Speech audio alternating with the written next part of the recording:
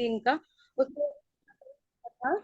तो इसी टाइप की जो मीटिंग है, ये हमको इस बिजनेस में क्यों ज्वाइन करना चाहिए। तो जहां तक मैं अंजनी मैम को जानती हूँ, जब से जानती हूँ, जब से मैं उनसे बातें करती हूँ, एटमी से रिलेटेड मिलते भी है हम लोग, काफी सारे वर्कशॉप हमने साथ में किए हैं अभी तक के। तो मैम का काम तो A1 ही है शुरू से। बट जो कुछ चीजें हैं ना, जो इम्प्रूवमेंट उनके पे आनी चाहिए थी, वो वहाँ ट्रेनिंग में जाके हुई है। तो आज उनके पास से हम ये फीडबैक लेंगे। और मैं भी एक चीज कहना चाहूंगी कि जब भी हम नेटवर्क मार्केटिंग में, या सॉरी, ये बोलूं कि डायरेक्ट सेलिंग कंपनी, चाहे किसी भी डायरेक्ट सेलिंग कंपनी में जब हम काम करते हैं, अभी लगभग सभी हमारे बीच में जितने भी लेडीसें हैं, सभी ब्यूटिशियन हैं। तो जैसे हम ब्यूटी पार्लर का भी जैसे वर्क कर रहे हैं, तो हर साल एक नया चीज आता है ब्यूटी पार्लर में भी। हर साल कुछ ना कुछ नया ट्रीटमेंट आता है, स्किन का, हेयर का, हर प्रोडक्ट नया आ जाता है। तो वहाँ हम उस प्रोडक्ट के बारे में, उस ट्रीटमेंट के बारे में ट्रेनिंग लेते हैं, सीखना चाहते हैं। उसी प्रकार होता है डायरेक्ट सेलिंग कंपनी, जिसमें हम कभी ये नहीं कह सकते नहीं अब मुझे तो हर चीज आता है इसके बारे में, हम कभी भी नहीं कह सकते। इसमें हमको लगातार सीखते रहने की जरूरत पड़ती है। तो मैम अभी गई हुई थी, काफी सारे एक्सपीरियंस है, जैसे वो बोल रही कितने मतलब मेरे को टाइम कम पड़ जाएगा बताने के लिए। तो वैसी डायरेक्ट सेलिंग कंपनी एक ऐसी कंपनी होती है जहाँ पे हमको लगातार सीखने का नीड होता है। तो एक टॉपिक मैं यहाँ पे और ऐड करना चाहूंगी, जब भी आप किसी न्यू कैंडिडेट से मिलते हैं, न्यू पर्सन से मिलते हैं, जिसको आपको एटमी का कंसेशन प्लान या कुछ भी बताना रहता है, तो उनको आप ये बोल सकते हैं कि क्या बोलना चाहिए कि मैं तो अभी सीखते हुए ये काम, मतलब इसमें इतने साल मुझे हो गया यहाँ पे आए, मुझे इतनी नॉलेज है, और यहाँ पे मैं सीखते हुए काम कर रही हूँ, है ना। ये काम आप उनको बता सकते हैं। तो उसी प्रकार हमारी अंजनी कोसले मैम है, जो कि बहुत खुले दिल की है, बहुत अच्छे से बातें करती हैं, एकदम सरल शब्दों में कोई भी चीज एक्सप्लेन करती हैं। उनके वीडियोस काफी अच्छे होते हैं, फेसबुक पे डालती हैं, आप सभी लोग देखते हैं।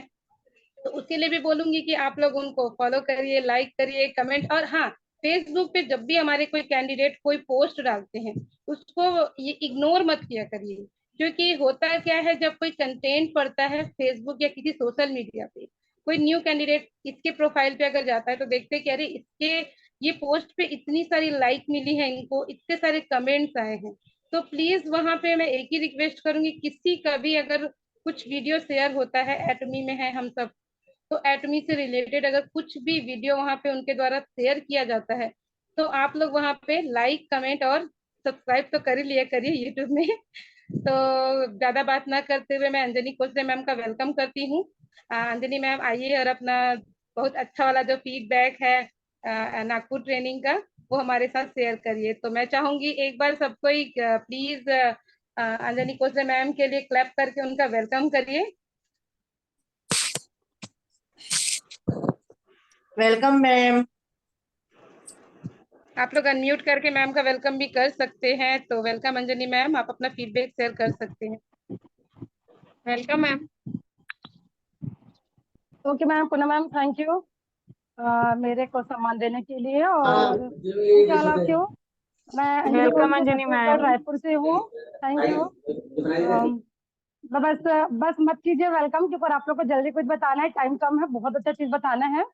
तो वेलकम में टाइम वेस्ट नहीं करते हैं, हम अपने जो भी सीख के आए हैं नागपुर से, वो मैं आपके सामने शेयर जरूर करना चाहूंगी। कि हम किसी कंपनी में जब ज्वाइनिंग लेते हैं, तो हमें कंपनी को कैसे ट्रीट करना चाहिए, अपने अंदर से लेकर महसूस करना चाहिए, तभी जाके आप किसी कंपनी में एक सक्सेस कर सकते हो, आगे बढ़ सकते हो। तो बहुत लोग ऐसे होते हैं कि किसी भी जॉब को करते हैं, किसी भी कंपनी में मतलब ज्वाइनिंग लेते हैं, या कुछ भी छोटा मोटा भी काम करते हैं, तो अधिकतर लोग क्या करते हैं, शॉर्ट चीजों को जल्दी एक्सेप्ट करते हैं। क्योंकि लॉन्ग समय होता है, हम कहीं जाते भी है ना रास्ते में, वो रास्ता कितना भी बड़ खबर रहे, खराब रहे, लेकिन हम शॉर्टकट देखते हैं, है ना, लॉन्ग कट में नहीं जाते हैं। लेकिन बिजनेस प्लान ऐसा होता है कि शॉर्टकट नहीं करना चाहिए, हमेशा उसको लॉन्ग कट में ही लेकर चलना चाहिए। जैसे कंपनी में किसी भी तरह का बिजनेस हम करना चाहते हैं, तो उसको शॉर्टकट नहीं, मैं यही चाहूंगी कि आप लॉन्ग कट उसको इस्तेमाल करें। जैसे शॉर्टकट में अगर हम इस्तेमाल करते हैं, तो हमको क्या लगता है कि डायरेक्ट किसी कंपनी में ज्वाइनिंग कर लिए, और कंपनी को ज्वाइनिंग करने के लिए उसके प्रोडक्ट का दो चार नॉलेज रख लिए, और खुद सेल कर रहे हो, सामने वालों को भी सेल करने का के लिए सिखा रहे हैं, बस ऐसे ही। ये शॉर्टकट हो जाता है। लेकिन नहीं, हम इसमें सक्सेस बिजनेसमैन कभी नहीं बन सकते ना, क्योंकि शॉर्टकट किसी भी सॉल्यूशन का कार्य नहीं होता है। और आप में से कोई अगर बोर होगा तो मेरे को बता दीजिएगा, क्योंकि इसमें बीच बीच में कहानी भी है, तो थोड़ा आपको अच्छा लगेगा, इसलिए इस कहानी को मैं वहां जो सीख के आई हूँ वो आपके लिए कहानी के रूप में भी पेश करूंगी।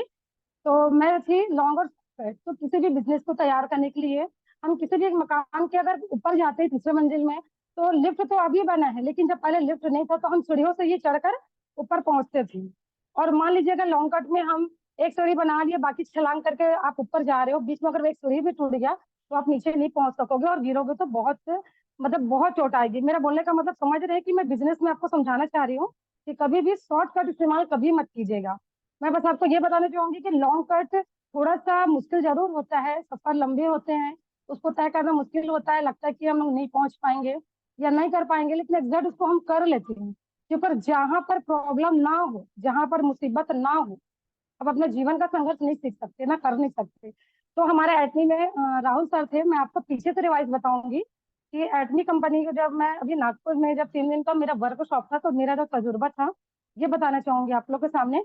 तो सामने से नहीं, मैं क्लास पीछे से जो हमारा 13 तारीख को हुआ था मॉर्निंग में, मैं उसको रिवाइज करते हुए आपको सामने तक कोशिश करूंगी कि ले जाऊं, क्योंकि मेन पॉइंट तो पीछे ही क्लास में ज्यादा अच्छे से थे, तो मैं सिर्फ उसी चीजों को आपको बताना चाहूंगी। तो सबसे पीछे जब राहुल सर हमको क्लास लिए थे, तो उसमें वो शॉर्ट और लॉन्ग दो चीजों को हमको क्लियर करके बताए थे कि हम बिजनेस कैसे करें। जैसे हम अगर लॉन्ग कट करते हैं तो मैंने आपको बता दिया कि खाली हम प्रोडक्ट सेल कर कंपनी में ज्वाइनिंग लेते हैं, प्रोडक्ट लेते हैं, सेल करते हैं और अपने नीचे वाले को बोलते हैं अरे यार तू भी सेल करना, इसमें प्रॉफिट है, कुछ पैसा मिलेगा। ये तो हो गया हमारा लॉन्ग कट का रास्ता, शॉर्ट कट का रास्ता जो हमको नहीं अपनाना है। मैं वहां जाके ये सीखी हूँ कि मुश्किल जरूर आए पर लॉन्ग कट ही अपने जीवन के लिए बेस्ट है। तो मैं यही चाहूंगी कि आप लॉन्ग कट बिजनेस अपना मतलब स्टार्ट कीजिए। सबसे पहले आप लॉन्ग कट स्टेप अगर जाते हैं तो टेक अबाउट प्रोडक्ट, फिर कंपनी का प्लान हो गया, मैकिंग लिस्ट हो गया, मैक फोन कॉल्स हो गया, एक्सप्लेन बिजनेस हो गया, फॉलो अप हो गया।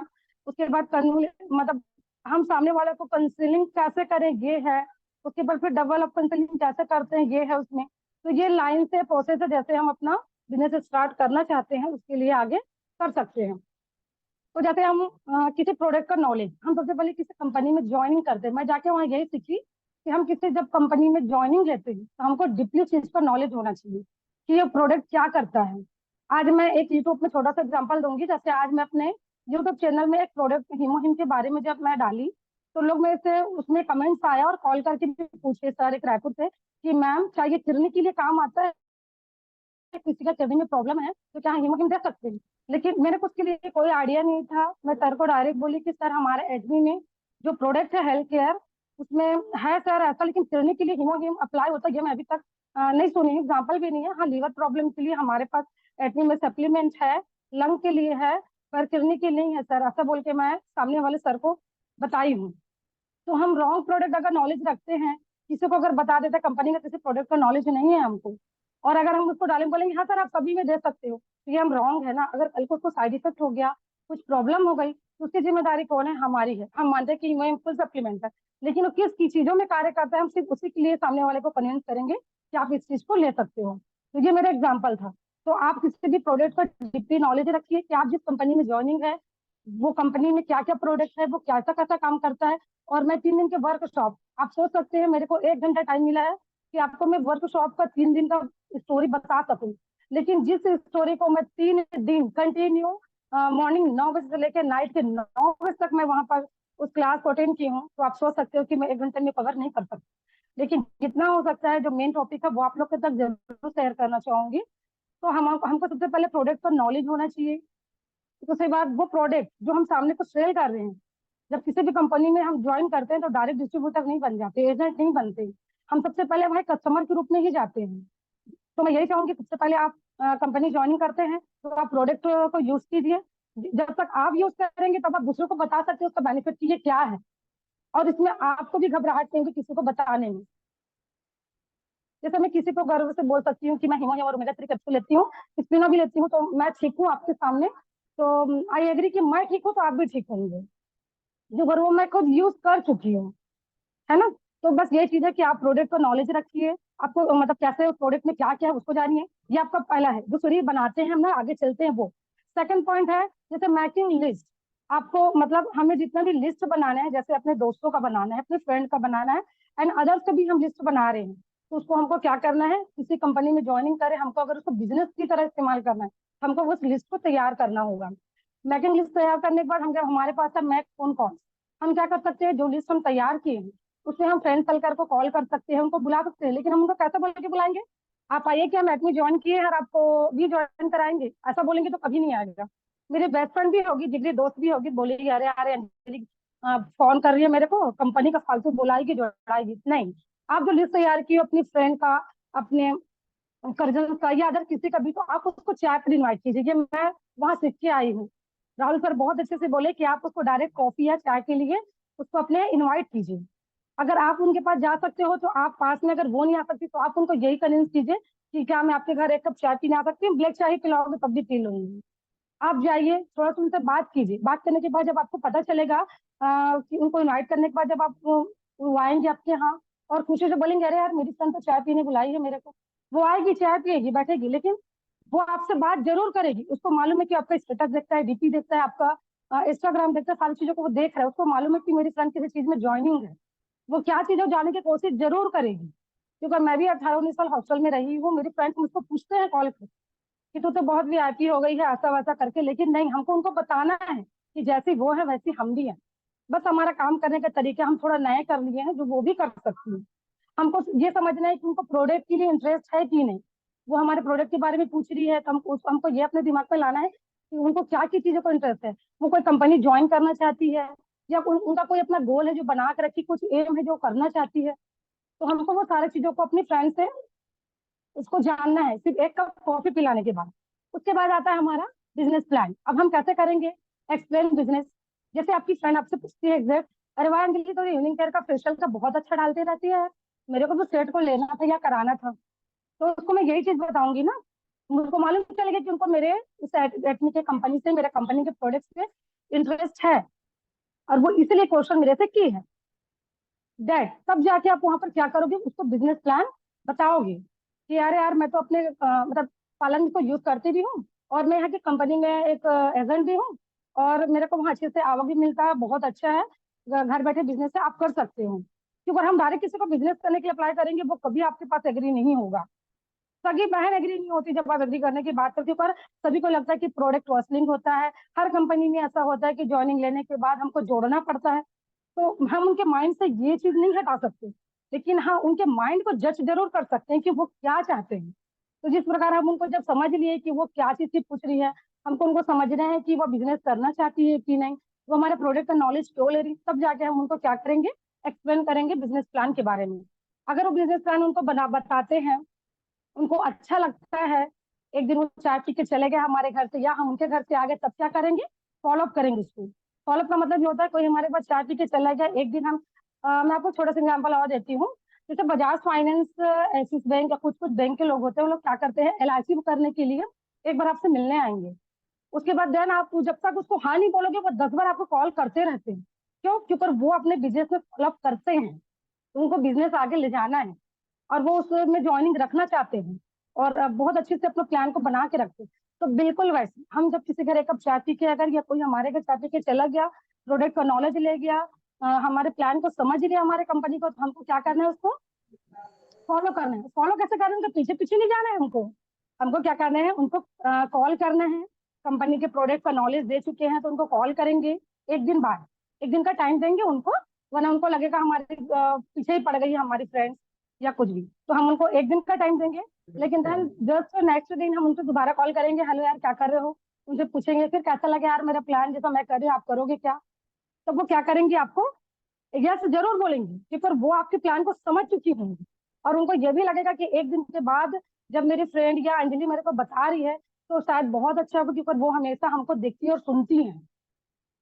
और सबसे इंपॉर्टेंट होता है किसी भी बिजनेस लाइन में अगर आप एंट्री कर रहे हो तो आपका लैंग्वेज अच्छा होना चाहिए और आपका व्यवहार। क्योंकि हम सभी का बुटीक है, यहाँ पर बहुत लोग जॉब करती हैं, तो हमारे व्यवहार देख के लोग हमारे पास आते हैं, है ना।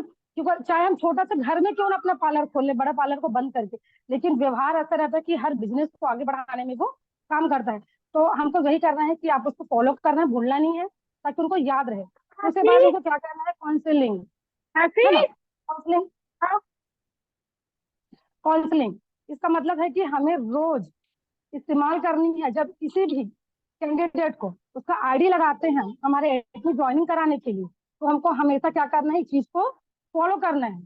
जो अभी तक मैं आपको समझाने से आई हूँ, प्रोडक्ट नॉलेज होना चाहिए, उसको फॉलो करना चाहिए, हमको लिस्ट बनाना चाहिए, तभी जाके हमारा प्लान क्या होता है, आगे बढ़ता है। उसके बाद आ जाता है, हम उसको क्या करते हैं, डुप्लीकेशन करते हैं। मतलब जो 8 हम लोग सीखे हैं इसमें काउंसलिंग करना, ये स्टेप को हम रिवाइज करेंगे हर उसी के साथ, क्योंकि हमको अपना बिजनेस को आगे बढ़ाना है, हम उसको रिवाइज करते जाएंगे। तो आप, मैं आपको बस यही समझाना चाह रही हूँ कि ये सारा चीज अगर आप अपने जीवन में फॉलो करते हैं, जितना भी चीज मैं आपको बताई हूँ पूरे 8 स्टेप, ये सारा चीजों हम फॉलो करते हैं, भले ये लॉन्ग सही है, आप धीरे से आगे बढ़ोगे, लेकिन ये तरीका बहुत अच्छा है। जब लोगों को आप पसंद आने लगोगे तो लोग आपके साथ खुद जुड़ने लगेंगे। जैसे मैं आपको बिजनेस प्लान की एक स्टोरी बताती हूँ, जो राहुल सर बताए थे। राहुल सर नहीं, एक और सर आए थे, कोई उनका नाम है मिसिंग है, याद नहीं आ रहा है, क्योंकि एक सर मेरे को कहानी बताए थे, अपने दोस्त मेरा मित्र है, बोले विजय कुमार। विजय कुमार के पिता बहुत बीमार थे, उसके पास जॉब नहीं था, घर परिवार में समझो तो वो विलन का रोल निभा रहा था, क्योंकि उसके पास खुद का जॉब ही नहीं था ना। तो वो क्या करता, वो बहुत परेशान भी रहता था, और घर में उसके जो पिताजी थे बहुत बीमार थे। एक दिन क्या हुआ, जब वो बाहर निकले ना, तो 2 व्यक्ति को बात करते सुने, जो कौन थे, हमारे एटमी के कोई डिस्ट्रीब्यूटर थे, एजेंट थे। वो अपने हमारी कंपनी के बारे में कुछ अपने दूसरे से शेयर करते। विजय कुमार दूर में खड़ा होकर सारा चीजों को सुनते रहा। अब गौर कीजिएगा, वो सुन रहा था, लेकिन वो कर क्या रहा था, वो सुन रहा था और वो नोट भी कर रहा था एक दीवार में, कि वो कौन सा कंपनी का नाम लिया। वो उसके पास पेन कॉपी नहीं था, क्योंकि वो रास्ते में था, तो वो खड़ा हो गया साइड में और वो लिखने लगा उठा के ऐसे।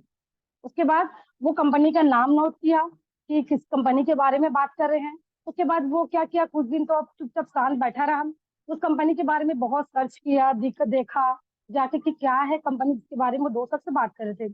उसके बाद वो सोचा कि नहीं, मैं जितना इसमें से जानूंगा, मैं जाके उनसे बात करता हूँ।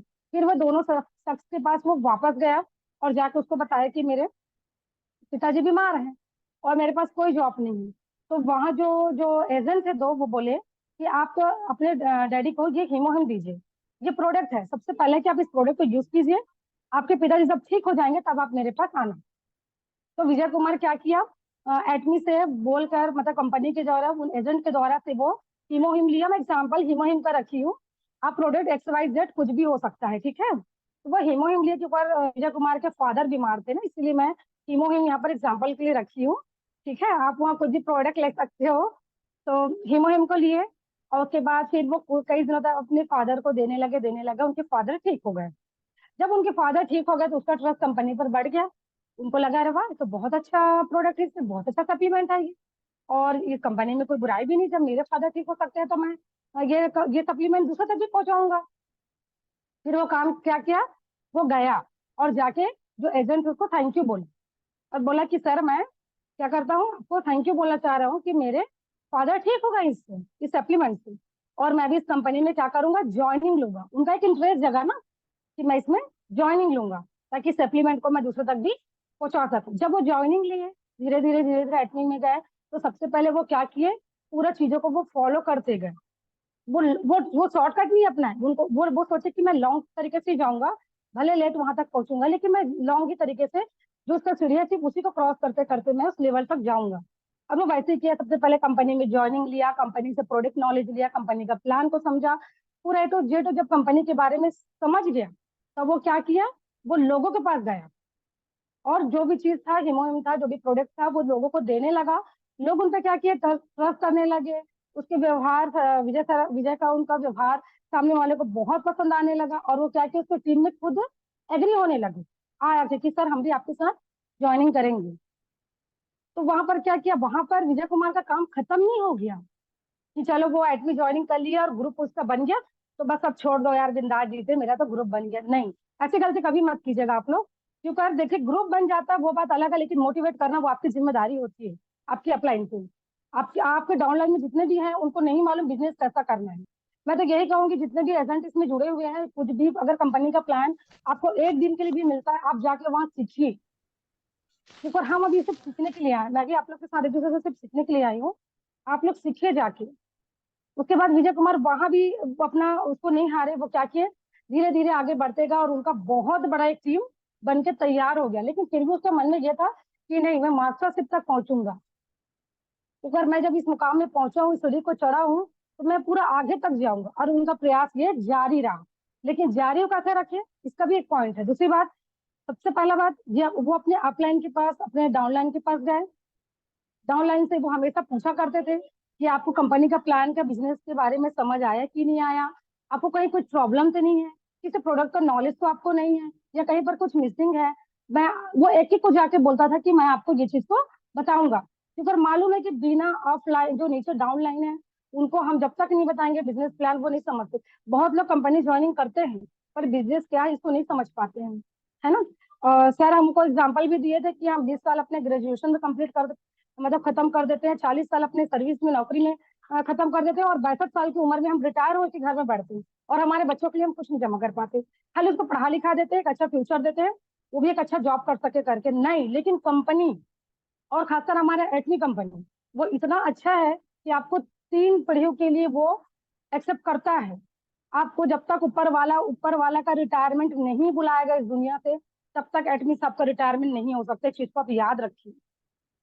अगर आपके जीवन में कुछ एम बनाना है, आगे बढ़ना है, तो आपको अपना जो दृष्टिकोण है उसको अच्छा बनाना होगा। जिस चीज में फोकस करना है उस चीज को आपको फोकस करना ही होगा, तभी आप इस कंपनी के प्लान को आगे कर सकते हो, समझ सकते हैं। तो विजय कुमार भी ऐसे किया, आगे बढ़ गया। जब वो सीएम पर पहुंचा, बहुत अच्छे मुकाम पर था। उनके पास गाड़ी बंगला, माँ बाप और पूरे फैमिली टूर, ये सारा पैकेज उनको मिलने लगा और वो खुश हो गए। तो वो एक सक्सेस बिजनेसमैन थे। भले वो संघर्ष किए, बहुत दूर गए, लेकिन वो किए। तो मैं आप लोग को भी ये कहना चाहूंगी कि कभी भी आप शॉर्टकट ना अपनाएं, लॉन्ग कट ही कीजिए, अपना काम को बहुत अच्छा कीजिए। और एक चीज और आप इसमें ऐड करके और बताना चाहूंगी, जो राहुल सर का ही था। हमारे यहाँ मौसम खराब है, लाइट ऑफ हो गया है, तो बताना चाहूंगी अप सेलिंग और क्रॉस सेलिंग के बारे में, बिजनेस के बारे में वहां पर बताया गया था। तो इसको डिटेल ना बता के एकदम जल्दी शॉर्टकट में बताती हूँ आपको। जैसे क्रॉस सेलिंग, हम किसी भी जगह डिस्ट्रीब्यूटर बन के अगर जा रहे हैं, अगर हम, या हम ही कस्टमर बन के जा रहे हैं, कि मेरे पास ही कोई कस्टमर बन के आ रहा है हमारे पार्लर में कोई भी चीज लेने के लिए, तो हम क्या करेंगे, उनको जो मेरे से अगर कोई बोला कि नहीं नहीं अंजलि भाभी, मेरे को वही वाला चूड़ी बहुत पसंद आया था आपके पार्लर का, मेरे को वही चूड़ी चाहिए, लेकिन मैं उसको क्या सजेस्ट करूंगी, नहीं भाभी वो तो एक ही डिजाइन की एक ही चूड़ी था, उससे बहुत सुंदर डिजाइन का ये वाला कंगन है, आप इसको लीजिए। तो ये क्रॉस सेलिंग होता है कि आप वो दूसरा लेने आ रहे हैं, साथ में आप उसको दूसरा देके भेज रहे हो। वैसे ही होता है अप सेलिंग। अप सेलिंग का मतलब होता है, अगर कोई व्यक्ति आपके पास सेलिंग करने आ रहा है, या आप किसी के पास सेल करने जा रहे हैं, तो आप क्या कर रहे हो उसके पास, आपके पास जो प्रोडक्ट है वो तो अलग है, लेकिन आपके पास अगर उससे ऊंचा प्रोडक्ट है, उसको आप सामने के पास अगर सेल कर पाओ, तो वो मतलब अप सेलिंग कहलाती है। तो मैं यही चाहूंगी कि जितने भी प्रोडक्ट हैं हमारे एटमी में, आप सेलिंग सेलिंग क्या है ये सबको समझिए, बिजनेस प्लान क्या है इसको समझिए। जो भी एजेंट है, मैं यही कहना चाहूंगी कि वो एजेंट जो भी अपने नीचे डाउन में जो लगे हुए हैं, जब भी कोई क्लास होता है तो आप उनको लेके जाइए, ताकि वो समझ सके बिजनेस प्लान को। क्योंकि बहुत लोग बिजनेस प्लान को जल्दी नहीं समझते हैं, अच्छा भी नहीं मानते हैं कि इसमें जोड़ना पड़ेगा, मतलब लेख बनाना पड़ता है ऐसा करके, लेकिन हमारे उसमें ऐसा कुछ भी नहीं होता है। और मैंने बहुत कुछ वहाँ सीखा है। लाइट ऑफ है तो मैं आपको इसमें से देख के कुछ बता नहीं सकती हूँ, लेकिन मैं वहाँ 3 दिन के वर्कशॉप क्लास में बहुत कुछ जो सीखी हूँ, तो शायद जो मेरे अपलाइन लोग मुझको नहीं सिखा पाए। मैं क्लियर बात करती हूँ। मेरी अपलाइन निशा मैम है, मेरे को जो भी नॉलेज देना था मैं अनु गुप्ता मैम से नॉलेज लेती थी, थोड़ा बहुत कविता मैम से लेती थी, लेकिन कोई भी मेरे अपलाइन ऐसे नहीं कि जो आके डीपली मुझको कंपनी और उसके प्लान और उसके प्रोडक्ट के बारे में बता सके। लेकिन मेरा मानना ये था कि मैं जब उतना दूर नागपुर गई हूँ, अपने 8 साल का बेटा को छोड़ के रोते हुए किसी और के भरोसे नहीं, तो मैं बस ये चाह रही थी कि मैं वहां जाके जो भी चीज जा रही हूँ वो मैं सीख के आऊँ। और मैं वही की।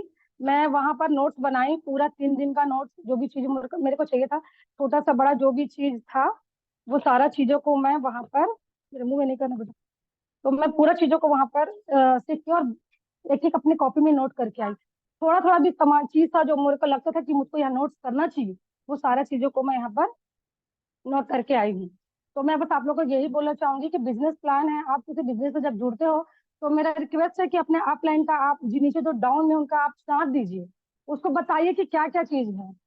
मेरे को तो अभी तक आप यकीन नहीं करोगे, निकाल कर मेरे राइट लेफ्ट में कितने हैं, मेरे कितने टीम है, उसको भी मैं देखना नहीं आ रहा था मेरे को। मेरे को मोबाइल से बहुत बार अनु दीदी भी सिखाई, कविता खान मैम भी अभी नागपुर गए थे तो सिखाई, लेकिन नहीं आता था। खराब लगता था कि मैं हर चीज के लिए अनु दीदी को मतलब डिस्टर्ब करती हूँ, और मेरे को पता नहीं था।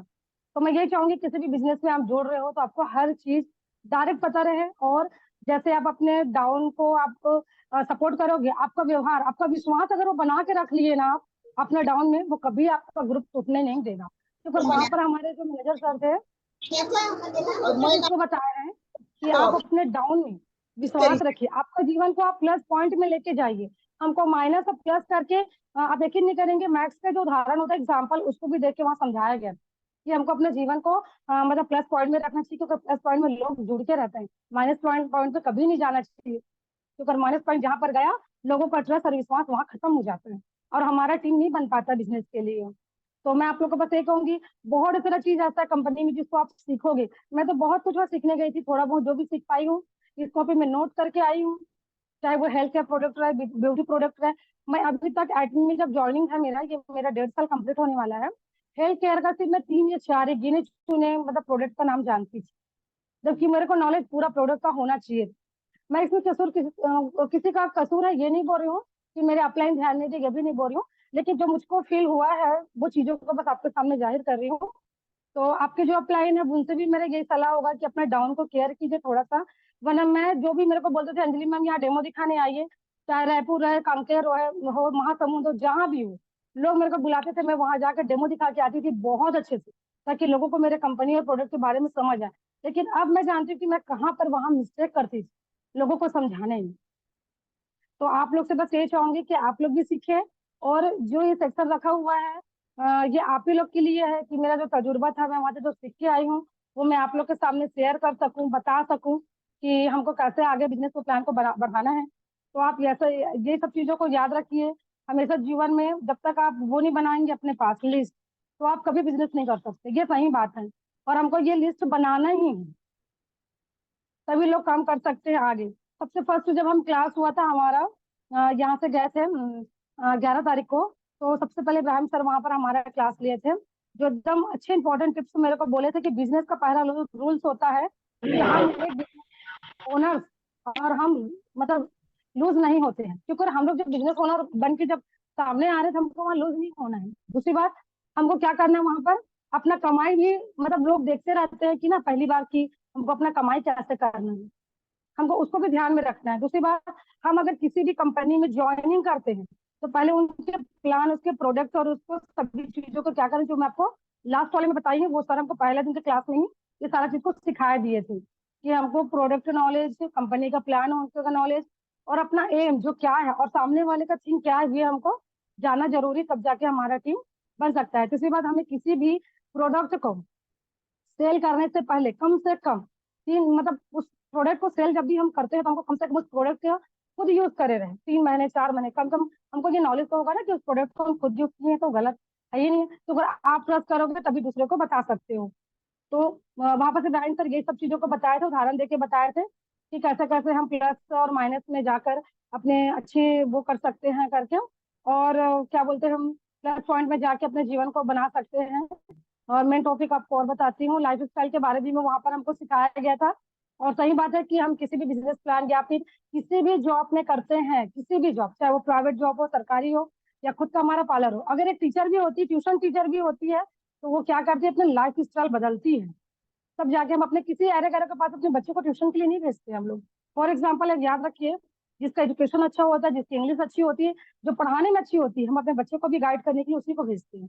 तो सबसे पहले हमारा लाइफ स्टाइल होता है कि हम कैसे हैं, है ना। तो आप अपना लाइफ स्टाइल भी अच्छे से रखिए। तो करिए, कंपनी के सीईओ राहुल सर थे, वो बताए थे हमको कि हमको क्या क्या करना चाहिए। मास्टर ऑफ साइंस किए हुए थे सर हमारे वहाँ जो आए थे, और बताया थे कि हमको कैसे अपने को रखना चाहिए। तो हमारा लाइफ स्टाइल भी हमारे लिए बहुत इंपॉर्टेंट है ना। हमको पिलर के बारे में भी बताया गया था कि 3 पिलर्स क्या क्या होते हैं, है ना। तो आप कंपनी का प्रोफाइल होता है, कंपनी का प्रोडक्ट होता है, और कंपनी का प्लान होता है, जो 3 पिलर होते हैं। मैं जल्दी जल्दी बोल रही हूँ, रिवाइज कर रही हूँ ताकि आप लोग को समझ आए, है ना। तो अगर नहीं समझ आए तो बाद में आप मेरे को बोलिएगा, तो मैं आप लोग के पास ये सब चीजों को भेज दूंगी, क्योंकि ये सारा चीज लिखा हुआ मेरे पास ये रखा हुआ है। तो बस मैं एक एक बार रिवाइज करके आपको बता रही हूँ। तो किसी भी कंपनी में ज्वाइनिंग करने के लिए 3 पिलर की आवश्यकता होती है, जो मैं पहले आपको डिफाइन करके बता चुकी हूँ कि प्रोफाइल, प्रोडक्ट और प्लान, ये सारा चीज हमको जानना जरूरी होता है ना। तो आपको ये सब चीजों के लिए करना है। और सर हमको ये भी बताए हैं कि एडमिन में अगर हम सेल्फ मास्टर या एजेंट क्वालिफाई करना है तो कितना कितना पीवी करने के बाद होता है, ये सारा यहाँ पर बना हुआ है। लेकिन मैं आपको सिर्फ इसमें का मेन मेन पॉइंट जो मेरे को बहुत अच्छा लगा था मैं वही बताना चाहूंगी। मैं आप लोग को एक और थोड़ा सा एग्जांपल देती हूँ, छोटा सा स्टोरी के रूप में। इसको भी राहुल सर बताए थे। इसका स्टोरी को, एक हाथी था, बहुत बुजुर्ग हो गया था, और वो राजा का बहुत प्रिय था। देखो, राजा जब भी किसी युद्ध में जाता था ना, वो उसी हाथी में बैठकर युद्ध करता था। और एक समय ऐसा है कि हाथी बुजुर्ग हो गया, अब वो ज्यादा से युद्ध में जाने नहीं लगता था, तो लेकिन राजू उसको बहुत प्यार करता था, क्योंकि वो जब भी उसके साथ बैठ कर युद्ध किया था वो जीत के आया था। तो राजा अपने हाथी को छोड़ना नहीं चाहता था, बहुत प्यार करता था। और रोज शाम को उसके जो पहरेदार होते थे उसको बोलते थे, राजा अपना वो देता था आज्ञा कि मेरे हाथी को जाओ बाहर घुमा के लाओ, वो दिन भर महल में बंद रहता है। और चार पांच पहरेदार मिलके जाते हैं, हाथी को ले जाते हैं। और ले जाते क्या करते हैं, एक बार बाहर घुमाने ले जाते हैं, तो हाथी बुजुर्ग हो जाता है, उसको दलदल नहीं दिखता है, और उसका पैर एक दलदल के गड्ढे में जाके फंस जाता है। पहरेदार बहुत डर जाते हैं कि पर अगर हाथी का पैर वहां से नहीं निकला तो राजा उनको मृत्युदंड दे देगा करके। अब वो राजा का बहुत प्रिय हाथी था, बहुत परेशान थे, बहुत परेशान थे। बहुत प्रयास किए, बहुत किए कि हाथी का पैर बाहर आ जाए, वो सुरक्षित महल तक ले जाए करके, लेकिन वो नहीं कर पाए। हताश होकर चारों पहरेदार वहां बैठ गया, और एक उसमें से रोने भी लगा कि अब हमको राजा नहीं छोड़ेगा, क्योंकि वो तो सबसे प्रिय हाथी था, तो उसका पैर हम गड्ढे में फंसा दिए। अब बहुत उदास था। फिर वहीं से एक साधु गुजर रहा था, वो उनको पूछे कि अरे आप लोग इतना उदास होकर क्यों बैठे हो। फिर वो सारी स्टोरी था वो साधु जी को बता दिए कि ये राजा का प्रिय हाथी है, इनका पैर दलदल में फंसा हुआ है, और गुरुजी हम इसको नहीं निकाल पा रहे हैं। तो फिर क्या किए गुरुजी जो थे, वो बोले कि आप लोग के पास नंगाड़ा है, नंगाड़ा बोले, तो बोले हाँ है नंगाड़ा। हम लोग युद्ध के समय तो हमेशा हाथी लोग के लिए स्ट्रंग के लिए उसको बजाते हैं। तो बोले आप महल जाओ और उस नंगाड़े को आप लेके आओ बोले।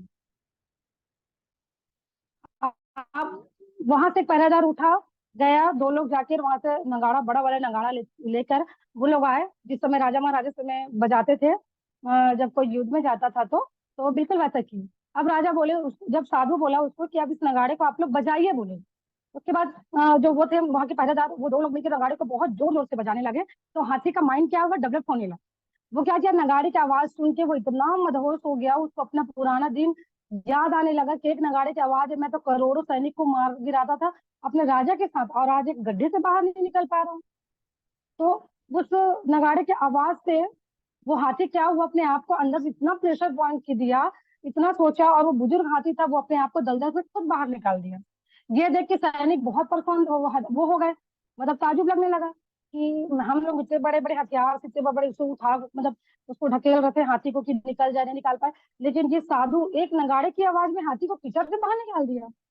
तो आप, मैं एग्जैक्ट बस आपको यही चीज बताना चाहूंगी कि हमारा एटमी कंपनी का माहौल ऐसे होना चाहिए कि लोगों को हमको कन्विंस नहीं करना चाहिए, उस नगाड़े की आवाज की तरह हमको उस माहौल को बनाना है, ताकि लोग एटमी में आके खुद ज्वाइनिंग करें और हमारा बिजनेस आगे बढ़े।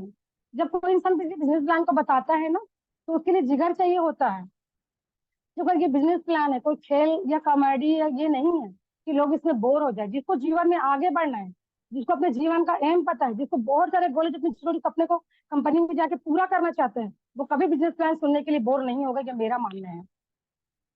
तो मैं आप लोगों को बस यही सिखाऊंगी कि जिस प्रकार साधु बताया कि हाथी को उस वो माहौल मिला, वो नगाड़े की आवाजें मिली, जिससे वो बाहर निकल गए, तो आप भी बाहर निकलिए और एटमी का प्रोडक्ट, एटमी के कंपनी के एक ऐसा माहौल तैयार कीजिए अपने आसपास कि लोगों को आप तक जाने का जरूरत नहीं पड़ेगा, आपको लोगों तक, लोग खुद आपके पास चल के आएंगे। तो ये वहाँ राहुल सर का एक छोटा और कहानी था, क्योंकि राहुल सर 3 दिन में 9 कहानी सुनाई स्टोरी, और इतने बेहतरीन स्टोरी थी बिजनेस प्लान के साथ साथ, जो मेरा दिल छू गया।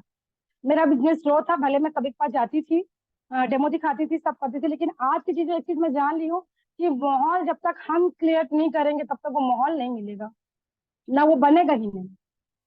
तो अपने बिजनेस के लिए खुद को तैयार कीजिए, खुद उस नगाड़े की आवाज बन जाइए, आपकी लोग आपकी आवाज को सुन के, आपके काम को सुन के, एटमी का उस माहौल को सुन के लोग खुद आपके पास आए। तो ये एक पॉइंट था जो वहाँ मेरे को बहुत अच्छा लगा, और मैं सीख के आई हूँ।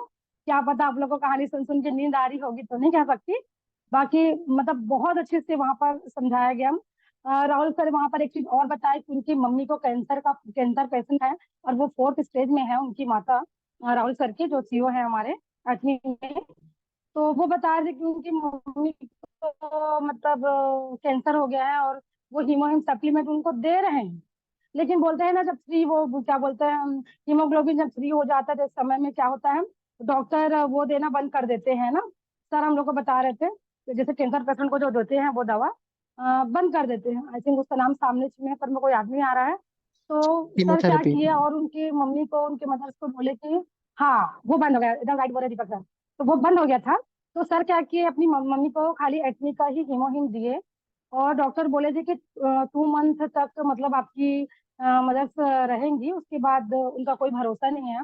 ऐसा बोले राहुल सर इस चीज को बोले, और बोले थे कि मैं सहानुभूति पाने के लिए ये आपको स्टोरी नहीं बता रहा हूँ, लेकिन जो रियल घटना उसको बता रहे थे। बिकॉज सर भी जानते कि कहीं ना कहीं हमारे तक वो सप्लीमेंट पहुंचे कि, पर आज भी हम दिल से ट्रस्ट नहीं कर पा रहे हैं साइड के प्रोडक्ट को कि क्या, या हमारा टीम नहीं समझ पा रहा है, जिससे हमारे टीम में अभी वो ग्रोथ नहीं है जो होना चाहिए।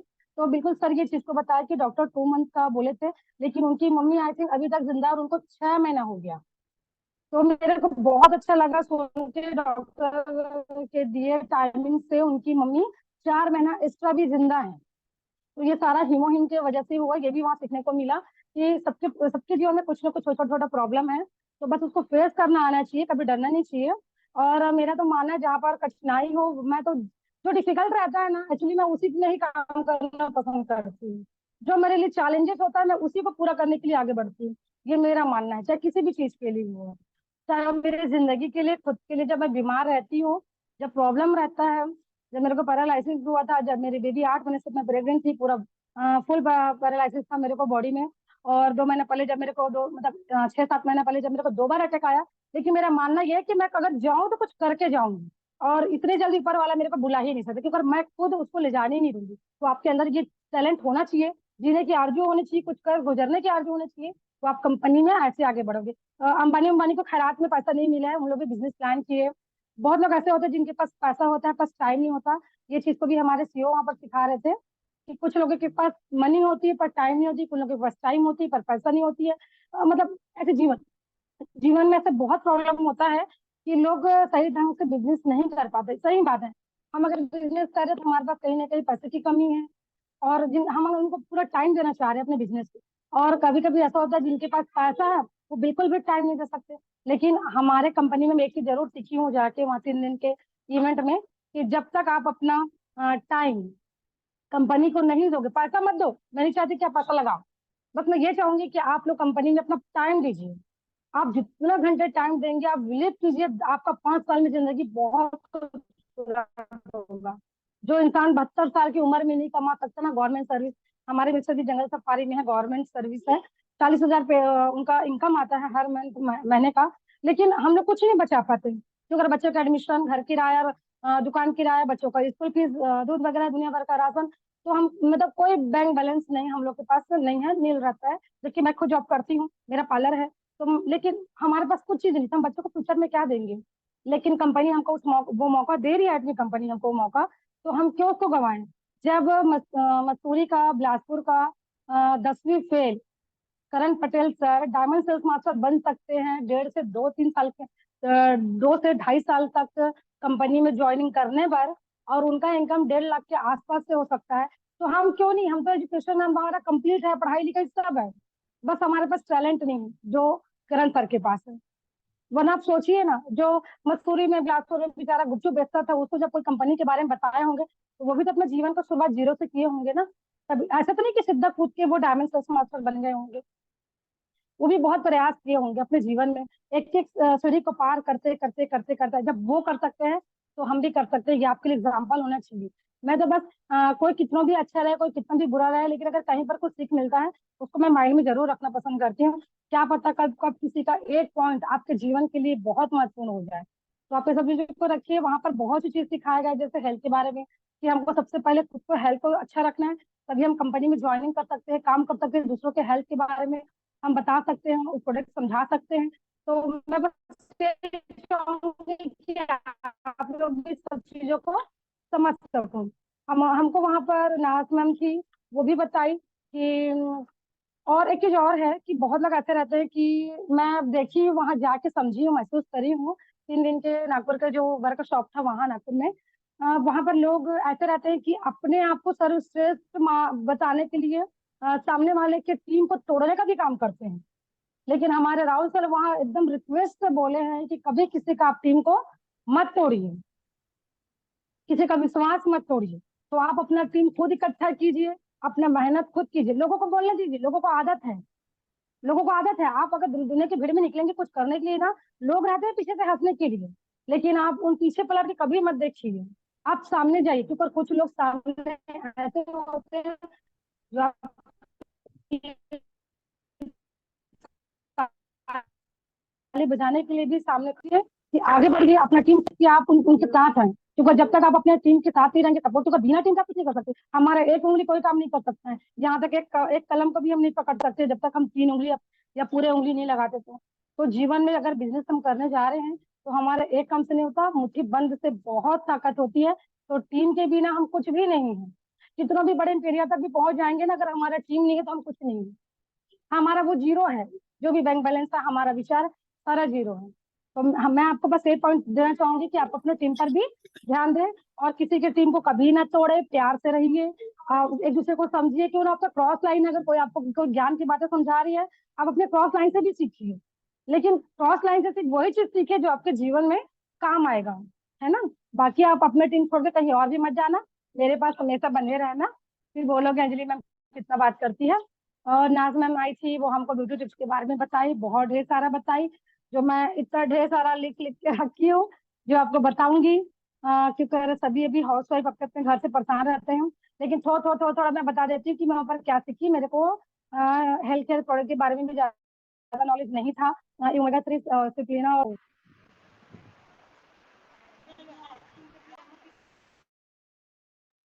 का जो मैं लेती हूँ सिर्फ वही प्रोडक्ट का नॉलेज था। वहां जाने के बाद मेरे को पता चला, आई थिंक कि हमारे कंपनी एटमी में ऐसे 9 प्रोडक्ट है हेल्थ केयर के जिसको हम सभी को दे सकते हैं। किसी को कुछ कुछ प्रॉब्लम है तो हम दे सकते हैं, ये चीज के बारे में मेरे को मालूम हुआ। एक नया एल्गा ओमेगा 3 कैप्सूल जो लॉन्च होने वाला है, उसके बारे में भी जाके जाने कि इसको मिला के पूरा 10 होंगे करके। तो मेरे को देखो पता नहीं था उतना डिप्टी नॉलेज कंपनी के बारे में, जाके मैं वहां जानी जो मेरे को मालूम नहीं था ना। तो मैं यही चीज चाहूंगी कि यहाँ पर भी वो पूरा 10 प्रोडक्ट का नाम जो लिखा हुआ है जो भी हमको चाहिए। जैसे हिमोहिम है, हिमोहिम को सभी जानते हैं कि सुपर सप्लीमेंट है, मेरा तो बहुत प्रिय है, मैं बहुत प्यार करती हूँ इसको, और इसको बहुत शौक से पीती भी हूँ। मेरे को बहुत अच्छा लगता है इसका टेस्ट, दूसरों को कड़वा लगता है पर मेरे को कच्चा वाला जाम का याद दिलाता है और बहुत पसंद आता है। तो आप लोग भी अगर कोई प्रॉब्लम हो तो जरूर पीजिए इसको, बहुत अच्छा है। मैं थोड़ा सा बताना चाहूंगी इसके बारे में भी आपको। जैसे हिमोहिम है, हिमोहिम एक फ्रूट सप्लीमेंट है, आप सभी जानते हो आजकल हमारे कोरिया सेंटर्स में रिसर्च होने के बाद ये बना हुआ है। तो आप समझ सकते हैं किसी भी प्रोडक्ट को 1 साल 2 साल 3 साल बहुत होता है, 8 साल मतलब बहुत बड़ी बात है। तो 8 साल ये फ्रूट सप्लीमेंट है जो बन के तैयार हुआ है, ये द बेस्ट है।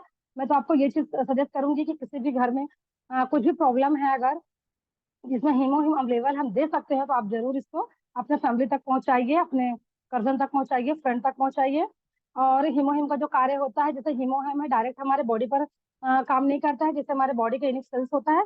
मैं एकदम इंपॉर्टेंट इंपॉर्टेंट चीज को ही बता रही हूँ आपको, पूरा डिप्ली नहीं बताऊंगी कि चीज से मिलकर बना है, ऐसा बना है वैसे बना है, बोर हो जाओगे। वरना सिर्फ आप अपने नॉलेज के रखिए, डिप्ली जानना होगा तो हमारे यूट्यूब चैनल में मतलब हमारा एटमी के जो चैनल है कंपनी का जो थ्रू बना है, उसमें एक एक कोरियन प्रोडक्ट का नॉलेज बहुत अच्छे से दिया हुआ है कि कैसा बना है।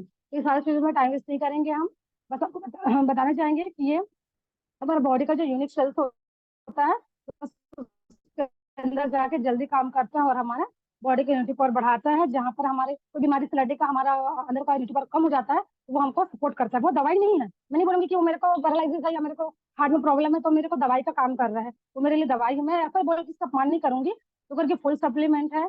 क्योंकि जो ये है सिर्फ हमारा बॉडी का इम्यूनिटी पावर बढ़ाता है, और जैसे हम अपने अंदर का विश्वास को खुद बढ़ाते हैं ना, बिल्कुल वैसा है ये, है ना। हीमोहिम का उपयोग किसको नहीं करना चाहिए, प्रेगनेंसी लेडीज को कभी मत दीजिए। प्रेग्नेंट लेडीज जब डिलीवरी हो जाती है उसके बाद भी मत दीजिए, कम से कम 1.5 साल उनके बच्चे के ऊपर दूध पीते हैं तो थोड़ा डिफरेंट रहता है, तो मत दीजिए। आप हिमोहिम को बच्चों से भी दूर रखिए, क्योंकि ये मतलब छोटे बच्चों का भी नहीं है। और हिमोहिम को लेने का मैं आपको तरीका बताती हूँ। मॉर्निंग में सुबह आप खाली पेट में भी 1 पाउच ले सकते हैं, और शाम को खाना खाने के 1 घंटा पहले भी आप इसको ले सकते हैं। जिसको गैस का प्रॉब्लम होता है गाइस, मैं यही चाहूंगी कि वो लोग कुछ हल्के से ड्राई फ्रूट नाश्ता कर ले, उसके बाद 1 गिलास पानी में 1 पाउच लेकर आप उसको पी सकते हो। जो मेरा नॉलेज वहां पर मैं जो वर्कशॉप में था, क्योंकि ये मेरे पास लिखा नहीं था, मैं जो भी वहां मैम लोग नोट्स करा रहे थे बस उसको मैं हाँ, पहली क्लास के बच्चे जैसे पूरा नोट्स कर रही थी, ताकि मैं किसी को बता सकूं कि इसका मेन मेन मतलब फायदा क्या है। तो आप वैसा करके, जिसको गैस प्रॉब्लम है वो वैसा भी इसको ले सकता है। उसके बाद गाइस, इसमें बहुत सारा हमारे पास फूड सप्लीमेंट है ना। तो आप फूड सप्लीमेंट में एक ओमेगा 3 का भी कैप्सूल है, जो मैं लेती हूँ। उसका भी बहुत अच्छा सप्लीमेंट है। ये मेरा कोलेस्ट्रॉल कम करने में बहुत मेरा मदद किया है। तो कर मैं कोई टेस्टमोनी किसी का एग्जांपल नहीं दूंगी, मैं खुद हूँ इसमें। क्योंकि मेरा मतलब 5 से ऊपर था, हाई से भी हाई था मेरा कोलेस्ट्रॉल। डॉक्टर बोला था कि इतने मोटे परत मेरे हार्ट के ऊपर जमे हुए हैं, और जिससे कि मेरे हार्ट में प्रेशर हो रहा है, कभी भी मेरे को ब्रेन पैरालाइज भी हो सकता है, या मेरे हार्ट भी रुक सकता है। मतलब बहुत बड़ी बड़ी बातें किए थे जब मेरा एटमी ज्वाइनिंग नहीं था। लेकिन मेरी अपलाइन निशा मैम जिस दिन मेरे से उनका कांटेक्ट हुआ, मेरे सेमिनार में आई, उस दिन वो मेरे को एटमी का ज्वाइनिंग के लिए बताई। तो देखो, थैंक यू मैं बोलना चाहूंगी, क्योंकि एटमी का नॉलेज मतलब स्टार्टिंग वो मेरे को बताई थी कि अंजलि आप इतना बीमार रहते हो, तब इसको थोड़ा सा लेके देखो। इसका जो सप्लीमेंट है बहुत अच्छा है, राइटिंग मेरे लिए बहुत अच्छा रहा। क्योंकि मेरा जो कोलेस्ट्रॉल था वो मतलब 55 पॉइंट से बहुत ऊपर था, और अभी जब पिछले महीना मैं चेक कराई हूँ तो 46 या 45 के लाइन में है। तो मतलब बहुत धीरे धीरे 6 महीना में ये मतलब कवर हुआ है। तो बस ये चाहूंगी कि एलगी ओमेगा 3 का है ये। इसका जो जिसका जो है ये बॉडी के अंदर तो रहता नहीं है, ओमेगा 3 हमारे बॉडी में बनता नहीं है, तो हम खा सकते हैं, ये कोई साइड इफेक्ट नहीं है। और ये सप्लीमेंट होता है, ये भी ये हमारे ब्रेन में जाता है, ब्रेन के भी जो ब्लड क्लॉट वगैरह रहता है उसको भी ये ब्लड सर्कुलेशन का कार्य बहुत अच्छे से करता है। पानी जो हमारा ब्लड जो रहता है ना, वो मतलब वो हो जाता है, जैसे क्लॉट हो जाता है, तो वो पानी वो ओमेगा 3 का कैप्सूल एक हमारे ब्लड को थिनर का भी काम करता है। वो बताता है ब्लड सर्कुलेशन को भी बहुत अच्छे से बढ़ाता है, चाहे वो ब्रेन का रहे या हमारे बॉडी का रहे। और स्किन के जो हमारे सेल्स भी होते हैं उसके लिए भी ये ओमेगा 3 का कैप्सूल बहुत अच्छा है। किसी को अगर जोड़ों में दर्द होगा, तकलीफ होगा, जैसे मैं भी स्कूटी में गिर गई थी, मेरा दोनों पैर बहुत सूजा है और बहुत दर्द था, तो मैं इसको दो दो तीन दिन के दो दो कैप्सूल नाइट और मॉर्निंग दोनों में लेती थी, और ले भी रही हूँ अभी भी, और ऐसे भी तो लेती थी मैं। और इसका डीएच भी जो है, डीएचए भी वो उसमें बहुत पाई जाती है, और ये बहुत अच्छा होता है गाइस। मैं यही चाहूंगी कि आप इसका उपयोग करें। आप इसको नाइट में 2 कैप्सूल और मॉर्निंग में खाना खाने के बाद 2 कैप्सूल ले सकते हैं। और मैं आपको ये बताना चाहूंगी कि ओमेगा 3 का कैप्सूल किसको नहीं देना चाहिए, किन किन चीजों को अवॉइड करना चाहिए। तो सबसे पहले है जिनका ब्लड तक चल रही होती है, उन्हें नहीं देना चाहिए। जिनका सर्जरी होने वाला रहता है उनको भी 1 हफ्ता या 2 हफ्ता पहले से अगर वो ले रहे होंगे, तो उनको 2 हफ्ता पहले मैं यही सजेस्ट करूंगी कि आप क्या करना है, इसको ओमेगा 3 का कैप्सूल को लेना बंद कर दो। क्योंकि कोई भी सर्जरी होता है, ब्लड हमारा ये थोड़ा सा सर्कुलेशन को बढ़ाने का काम करता है, बहुत अच्छा लगता है, तो आपको ब्लड को पतला भी करता है। तो सर्जरी के समय आप इसको बिल्कुल ना लें, 2 हफ्ता पहले इसको छोड़ दें। और दूसरी बात, आप बच्चों से इसको बहुत दूर रखिए, तो अगर ये बच्चों के लिए भी नहीं है। स्प्लीना भी मैं वहां पर सीखने देखने को मिली कि स्प्लीना भी एक फूड सप्लीमेंट है। और बताना चाहूंगी तो बहुत ढेर सारा है इसमें, जो आप लोग धीरे धीरे सीखोगे जानोगे। जो मैं जानी नॉलेज वहां ली हूँ बस, ये चीज है, क्योंकि मैं 2 3 के बारे में जानती थी, लेकिन वहां पर जाने के बाद मेरे को पूरे सप्लीमेंट के बारे में पता चला कि कैसा है। यहाँ तक ब्यूटी प्रोडक्ट के बारे में मैं unique care set, hydra whitening और न्यूट्रलाइजेशन क्रीम, सन फॉर्म, और इसका कंडीशनर शैम्पू, इसका फेम का सेट होता है, मेरे को मालूम नहीं था। इसका लिप बाम जो भी आया वो भी नहीं मालूम था, स्टिक भी नहीं मालूम था मेरे को इसका। और इसका जो रोज फिक्सर है उसको भी मैं नहीं जानती थी। वहां जाने के बाद एटमी का ब्यूटी प्रोडक्ट के बारे में बहुत कुछ भी मैं जानी, जो मेरे पार्लर में नहीं था। यूनिक केयर का सेट रखती थी, होम केयर के लिए हाइड्रा वाइटनिंग भी देती थी, ब्रश वगैरह पेस्ट ये तो था नॉर्मल। लेकिन जो और चीज था ना, वो मेरे को मालूम नहीं था। मस्करा को जानती थी जब वो निकला तो मतलब ऐसे छोटी छोटी चीज ऐसे होते जो हम कभी कभी घर बैठे नहीं सीख सकते, ऐसा ऑनलाइन क्लास में नहीं सीख सकते। वो हम जब एक दिन का किसी वर्कशॉप में जाते हैं ना, तो सीख जाते हैं। आप केयर कीजिएगा, जो बच्चा डेली स्कूल जाता है अगर वो पढ़ना नहीं जानता, लेकिन उसको 15 दिन आप ट्यूशन भेजोगे ना, वो बच्चे धीरे धीरे पढ़ना सीखता है। क्योंकि हम बच्चे का मोमेंट को थोड़ा चेंज करते हैं। तो बिल्कुल वैसी है, हम कहीं पर अगर वर्कशॉप हो रहा है मिस मत कीजिए, जाइए। अभी तो मैं जब भी वर्कशॉप होगा मैं एकदम खुशी से जाऊंगी, क्योंकि मेरे को बहुत कुछ सीखना है। अभी भी मेरा जो भी मैं सीखी हूँ जीरो से कुछ ही लेवल ऊपर हुआ है जो मैं सीख के आई हूँ। लेकिन मेरे को सीखना है उतना इस ऊंचाई तक सीखना है, जैसे कि हमारे सीईओ सर लोग हमको समझाते हैं। बिल्कुल मैं चाहती थी कि उनसे अच्छा सीख के हम दिखाएं, कि हम भी एडमिट जब ज्वाइनिंग किए हैं तो सब चीजों का नॉलेज हो। तो बहुत चीज है इसमें। जल की जैसे स्प्लिना के बारे में मैं यहाँ पर लिख के रखी हूँ। यह एक तरह की एल्गी है, गुण होता है जिसमें सोलर का प्रोटीन है, इसलिए इसे स्पेस फूड भी कहा जाता है। एटनी का जो मतलब जो स्प्लिना है वो बहुत अच्छी है, क्योंकि इसमें किसी प्रकार के भी कोई कलर फूड्स प्लस करके नहीं मिला हुआ है इसमें। तो अगर बाहर में जैसे रहता है, इसको हम लोग स्प्लेना का उपयोग अगर ओमेगा इसको इनिंग केयर का सेट जब लेते हैं, और अगर उसमें किसी को अगर अपना वो लगा रहे हैं ना मार्क्स, फिट मार्क्स, ये मतलब क्लफ मार्क्स लगा रहे हैं, क्लफ ऑफ मार्क्स लगा रहे हैं, तो आप इसको स्प्लेना का वहां पर ये भी सिखाया है ना कि हम इसको स्प्लेना का उपयोग ब्यूटी प्रोडक्ट में भी कर सकते हैं। ये भी मेरे को बहुत अच्छा लगा। जैसे हम इनिंग केयर का सेट का फेशियल कर रहे हैं, तो उसमें क्लफ मार्क्स दिया है, तो आप उसको इसमें मतलब स्प्लेना का टेबलेट का डाल के और हम उसको अपना पेट बना के भी स्किन में लगा सकते हैं। तो वहां पर मतलब जो चीज को नॉलेज नहीं था, दो चार चीजें हमको ऐसे बताया कि हम उसको ऐड कर सकते हैं, क्योंकि ये भी फुल सप्लीमेंट है, समझोगे तो थकावट है कुछ है तो आप इसको ले सकते हैं। इसका उपयोग खाना खाने के साथ आप दो दो टेबलेट भी ले सकते हैं या एक एक टेबलेट भी ले सकते हैं, है ना।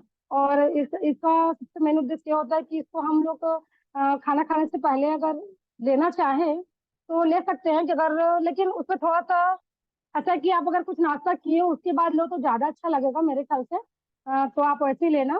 और ये आंखों के लिए भी जो स्प्लेना टेबलेट है बहुत अच्छा है, आंखों के लिए तो खासकर, तो आप इसको लेना। इसमें मिल्क सिसम भी है और नोनी करके ड्रिंक सिरप भी है।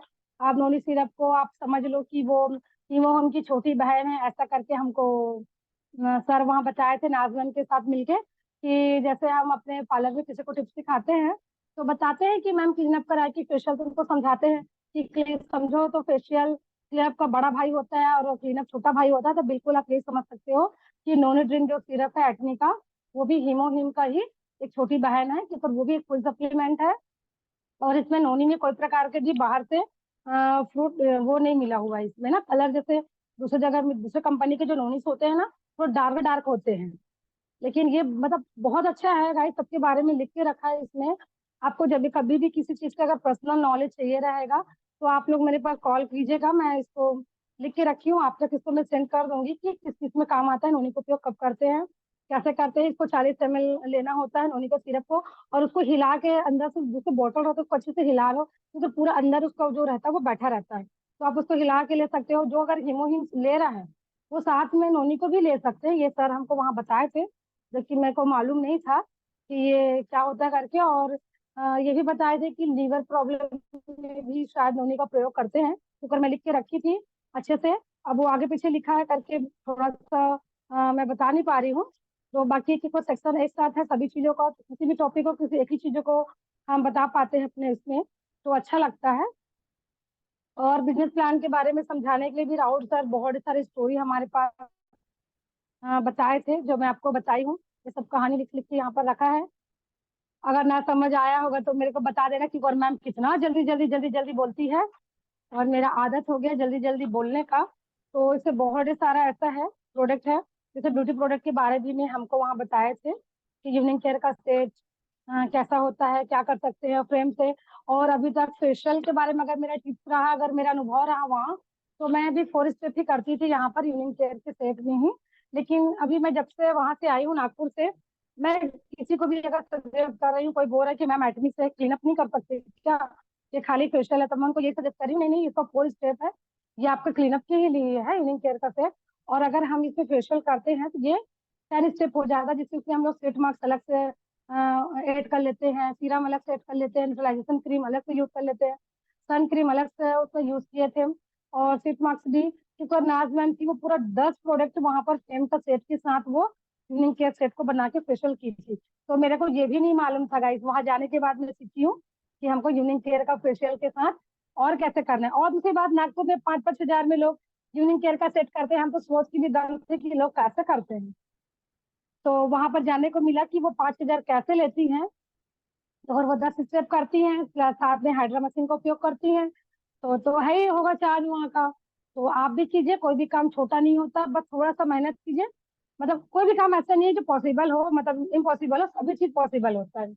और मैं थोड़ा हंसाने के लिए उल्टा उल्टा भी बोलती हूँ ताकि लोग हंसे करके, खुश भी रहे करके। तो ये सब चीजों को आप याद रखिए। और वहां पर बताया गया कि कैसे कैसे हम सेल्स मास्टर मतलब एक एजेंट क्वालिफाई करते हैं, फिर स्पेशल एजेंट क्वालिफाई करते हैं हम, उसके बाद हम कैसे सेमी सेल्स मास्टर निकालते हैं, कैसे सेमी मास्टर निकालते हैं, फिर डायमंड मास्टर कैसे बनते हैं, फिर मतलब फिर ये सब चीजों को पूरे इंटीरियर तक कैसे पहुंचते हैं, हमको वहां पर एक एक चीज का नॉलेज मिला था जो मेरे पास नहीं था। अगर कोई मेरे से पूछते ना कि अंजलि मैम आप एजेंट बनने के बाद क्या बन जाओगी, उसके बाद तो मेरे को याद था कि मैं स्पेशल एजेंट निकालूंगी। उसके बाद क्या बनेंगे, तो हाँ उसके बाद सेल्स मतलब सेमी सेल्स मास्टर बनते हैं, उसके बाद तो सेल्स मास्टर। फिर मेरा तो मतलब वहां पर तो दिमाग कंफ्यूज था ना कि डायमंड सेल्स मास्टर कब बनते हैं, इंपीरियर इंपीरियर तक कैसे पहुंचते हैं, कितने बार क्वालिफाई सेल्स मास्टर करने के बाद कितने बार क्या होता है। मतलब आप यकीन नहीं करोगे, बिलीव नहीं करना, मेरा ना माइंड वाकई में वहीं जाके खुला है जो एटमी कंपनी। अब लगता है कि सही तरीके से अगर अब मैं कंपनी ज्वाइन करी हूँ, तो 11 तारीख को जब मैं नागपुर गई थी, मैं समझ रही हूँ कि उसी दिन से मेरा एटमी ज्वाइनिंग है। जो 1.5 साल से मेरा था वो मेरा व्यर्थ गया, मैं ये समझ रही हूँ, क्योंकि इतना डीपली नॉलेज मेरे को नहीं था। और आज अगर कंपनी में मेरा ज्वाइनिंग है और मेरा अपना जो गोल जो बना के रखा अपने जीवन के लिए मेन, तो मेरा 11 तारीख का जो अनुभव, 11 से लेके 12 13 3 दिन जो नागपुर में रहा, उसी से मेरा माइंड भी डेवलप हुआ है। और मैं कंपनी के जो मेन मकसद होता है कि एक कंपनी में जब इंसान ज्वाइनिंग लेता है तो कैसा करता है, मेरा बस इतना मानना था कि ज्वाइनिंग लिए हैं और एजेंट बने हैं, यूज करते करते एजेंट बन गए हैं। और धीरे धीरे चलो कंपनी में ज्वाइनिंग कर ही लेते, काम कर ही लेते, जब एजेंट बन चुके हैं तो एक दूसरे को बता बता के कर लेंगे। लेकिन जो रियल में कंपनी ज्वाइनिंग करता है ना, वो एकदम राइट चीजों को सेलेक्ट करते जाता है। तो मेरे अंदर बहुत चीज मिसिंग था, तो वहां जाके मैं सीख के आई। तो थैंक यू आदमी को मैं बोलना चाहूंगी कि 3 दिन का वर्कशॉप वहाँ रखे, शायद मुझे जैसे एजेंट जो बहुत लोग वहाँ गए होंगे जिनको शायद नहीं पता होगा, वो वहां सीख के बहुत कुछ आए। फिर जैसे हम क्लास अटेंड करते थे, फिर हमको आके उसको रिवाइज कुछ चीजों को टॉपिक में हमारे अपने दीपक सर वहाँ पर हमको कुछ ट्रेनिंग कुछ घंटों का वो बताते थे। तो उससे क्या होता है, माइंड थोड़ा सा डेवलप होता है। साथ में चार के बीच में रहो तो माइंड थोड़ा सा अलग से काम करता है कि नहीं, कंपनी ऐसे क्योंकि हर जगह से अलग अलग स्टेट से अलग अलग लोग आए हुए थे। कई लोगों को हमारा लैंग्वेज नहीं आता था, हमको उनका लैंग्वेज नहीं आता था। मतलब देखिए वहां पर जब थे तो ऐसा लगता था कि एक फैमिली है, एक साथ खा रहे, एक साथ उठ रहे, एक साथ बैठ रहे, सो रहे। मतलब मालूम भी नहीं हो रहा था कि हम सब अलग अलग जगह से आए हुए हैं। तो बहुत अच्छा अनुभव रहा मेरा वहां पर जाने के बाद, बहुत कुछ सीख के भी आई हूँ। और मैं यही चाहूंगी कि जितने भी एजेंट अभी क्वालिफाई करेंगे या एजेंट क्वालिफाई करेंगे, कभी भी आपका कंपनी के द्वारा वर्कशॉप होता है 3 दिन 2 दिन का सेमिनार, मैं दिल से चाहूंगी कि आप लोग उसको अटेंड कीजिए और सीखिए। और ये कोशिश कीजिए कि जितने भी आपके नीचे अपलाइन में जितने लोग का भी आईडी लगा हुआ है, वो आपके साथ उस वर्कशॉप जितने भी दिन का वो अटेंड करने जाए। तो उससे क्या होगा, आपका टीम में ग्रोथ बढ़ेगा, उनकी मानसिकता चेंज होंगी। और जो मेरा अनुभव कहता है मैं सिर्फ उसी चीज को शेयर कर रही हूँ। मैं बहुत चीजों को वहां सीख के आई हूँ। पर देखिए कोई हम ये सोचते हैं कि हमको बहुत चीज मालूम है, नहीं मेरे को मालूम है, मेरे को मालूम है। एक एक स्टोरी और बताऊंगी लास्ट में। हमारे राहुल सर बताए थे कि एक चूहा था राजा का, उसका स्टोरी सुने भी होंगे। राजा था, राजा की उसकी रानी का वो डायमंड का रिंग को चूहा खा लिया। रानी बहुत राजा को चिल्लाने लगी और फिर राजा बोला अपने दरबार को बुला के बोला कि एक चूहा ने मतलब रानी का डायमंड का रिंग खा लिया, तो उसको जाओ तुम मार के लेके आओ। अब ये तो राजा तो उसको बोल दिया पहरेदार को, लेकिन उसके लिए तो चैलेंज वाली बात है ना कि वो चूहे को कहाँ ढूंढता। और अगर वो चूहे के पेड़ से डायमंड का रिंग को नहीं लाएगा तो वैसे भी राजा उसको मार देगा। तो उसके लिए चैलेंज का भी बात था, वो थोड़ा सा दिमाग लगाया। तो वही दिमाग हमको भी लगाना है। हमको आता है आता है आता है ऐसा नहीं सोचना है मन में, नहीं आता है। अगर मेरे को 2 और 2 का भी गुणा करना नहीं आएगा तो मैं नहीं शर्माती, मेरे को नहीं आता बोलती हूँ। तो मैं यही चीज बोलना चाहूंगी कि जैसे वो सोचा कि नहीं कोई भी चीज डिफिकल्ट नहीं होता है। जब चूहा डायमंड का रिंग खा सकता है लेकिन वो नहीं खाता, लेकिन उसके लिए पॉसिबल था, उसके लिए पॉसिबल था, उसके लिए पॉसिबल नहीं था रिंग खाने को, लेकिन वो क्या किया, वो रिंग को खा लिया। और एक कोने में जाके क्या किया, वो खड़ा था, जब दरबार गया देखा सब चूहे एक साइड खेल रहे हैं, एक साइड बैठे हैं झूमे, लेकिन वो अकेला चूहा इतने दीवार के पास अकड़ के कैसे खड़ा है। तो भाई वो तो चूहा डायमंड खाया हुआ था, उसको तो वो एक घमंड था ना कि मैं रानी का डायमंड का रिंग खा के आया हूँ। वो कोने में मस्त लड़ाई लेके खड़ा हुआ था। लेकिन पहरेदार समझ गया कि रानी का डायमंड खाने वाला वही, कि पर अकड़ के तो वही खड़ा हुआ है। तो किसी भी चीज में अकड़ के मत खड़ा होइए आप। आपको जहां पर आता भी, अगर कोई आपको सिखा रहा था मेरे को नहीं आता, आप ऐसा सोचिए मन में, हो सकता है आपको आता हो, लेकिन कभी कभी सबका सिखाने का तरीका टेक्नोलॉजी थोड़ा सा अलग होता है। तो वो क्या क्या दरबार उस चूहे को समझ गया और पकड़ के ले आया। राजा पूछा उसको मार के, अरे तुम तो रिंग को ले आए, कैसे ले आए? तो बताया कि सर वो तो सब मतलब बताया कि महाराज वो तो सबसे कोने में केला कड़ के खड़ा था कि मैं रानी का रिंग खा के आया हूँ। तो मैं समझ गया सभी चूहा एक साथ गुच्छे में थे और वो अकेला था। तो हमको अपना जीवन अकेले नहीं करना है, हमको अकड़ के भी नहीं खड़े होनी है। आप ठीक है, आप उस मुकाम तक पहुंचिए, वो है ना बैठा है आपको ऊपर से सल्यूट करने के लिए, आपके अच्छे कामों के लिए साथ देने के लिए। मेरा बस एक मानना हमेशा आप याद रखिए, आप लोग सभी, नीचे वाले कितनों भी बात कर ले, कितनों भी आपके बारे में गलत सोच ले, कितनों भी आपको बहुत नीचे दिखाने का कोशिश कर ले, लेकिन जब तक ऊपर वाले नीचे आएगा वो आपका कुछ नहीं बिगाड़ सकता। तो बस मैं यही चाहूंगी आप लोग अच्छे से आगे बढ़िए। कभी भी एडमी का जो कोई भी काम होता है, वर्कशॉप होता है, आप लोग सभी ज्वाइनिंग कीजिए। वो चूहे के जैसे मत रहिएगा। हमारे राउत सर बोल रहे थे, वो चूहा अगर अकड़ के नहीं खड़ा होता तो उसको पता नहीं होता, वो मेरे को सब मालूम है, बोल अकड़ के खड़ा था इसीलिए वो पकड़ा गया, वरना उतने लाखों चूहे के बीच उसको कैसे पहचान लेता दरबार। तो हमको वैसे ही करना है कि हमको सबके साथ जुड़ के रहना, अकेले नहीं रहना। अकेले रहेंगे तो हमारे खुद के लिए घाटा है। और कंपनी ऐसा चीज प्रोवाइड करता है कि कंपनी में जब तक आपका टीम नहीं है आप आगे कभी नहीं बढ़ सकते हो। अगर आप सेल्स मास्टर बन गए, अगर आप सेमी सेल्स निकाल दिए, अगर आप मास्टरशिप निकाल दिए और उसके बाद आप अपना टीम को छोड़ दो, मैं तो इतना ऊंचा तक पहुंच गया, तो आपको 2 मिनट नहीं लगेगा ऊपर से नीचे गिरने में। क्या पता जो आपके लास्ट में 20वां नंबर में आपके नीचे ज्वाइनिंग था वो जाके इंपीरियल निकाल के चला जाएगा और आप सेल्स मास्टर बने बैठे रहोगे। तो मेरा अनुभव इतना ही है। आप लोग और जब और कुछ डिटेल अगर जानना होगा तो फिर मैं आप लोग को बताऊंगी, आप लोग संपर्क करना, एक आगे सेक्शन रहेगा तो थोड़ा और अच्छे से बता देंगे।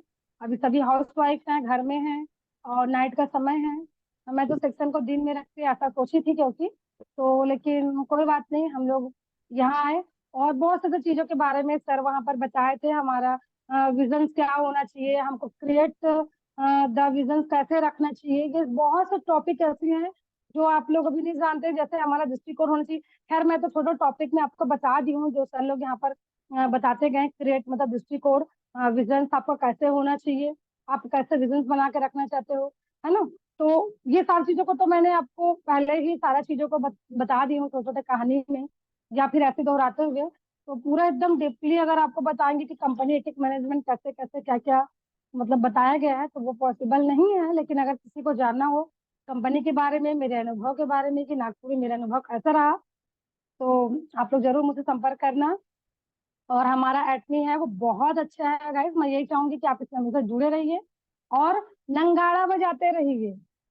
मैं यही चाहूंगी कि कोई बिना नगाड़ा बजाए हम अपने एटमी का काम नहीं कर सकते हैं। क्योंकि इंसान जैसे कैसे, जैसे हमको सर ये भी बताए थे कि हमको रेड जोन में रोशनी में काम करना है कि ब्लू जोन में। तो वहां पर सर बताए कि रेड जोन में क्या होता है, बहुत सारा कंपनियां होती हैं और जैसे मैं एटमी का वहां लेके गया वैसे और कंपनियां होंगी और एटमी का बहुत हमारे तरह प्रोडक्ट होगी, तो वहां पर हमारा सेलिंग क्या होगा, कम होगा। तो हमको क्या करना है, वहां हम चाह के भी अपना सेलिंग अच्छे नहीं कर सकते। लेकिन ब्लू, जहाँ पर ब्लू रोज होता है, जोन होता है, वहां पर अगर हम अपना एटमी का पूरा प्रोडक्ट लेके साथ वहाँ एक दुकान खोलते हैं, वो प्रोडक्ट बेचते हैं, वहाँ सेलिंग करते हैं, तो वहां पर क्या होगा, सिर्फ हमारा एटमी का वहां नंगाड़ा बजेगा।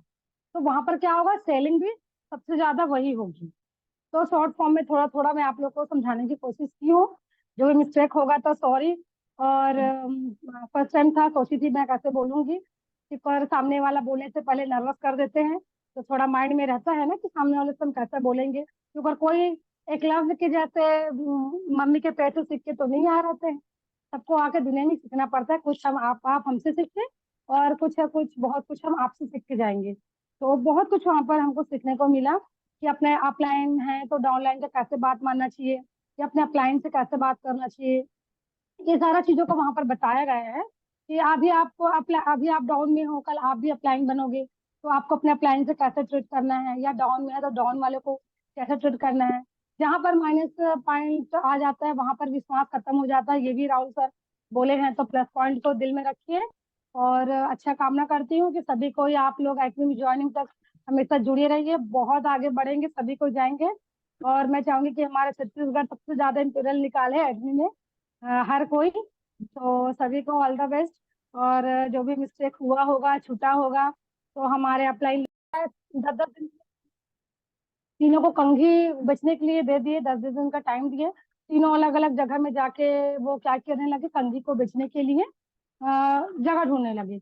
और जैसे उन लोग पहुंचे वहां पर कंघी बेचने के लिए, तो फर्स्ट आदमी था वो 10 दिन तक कंघी को खाली पकड़ा रहा और क्या किया, वो मंदिर के बाहर बैठा रहा।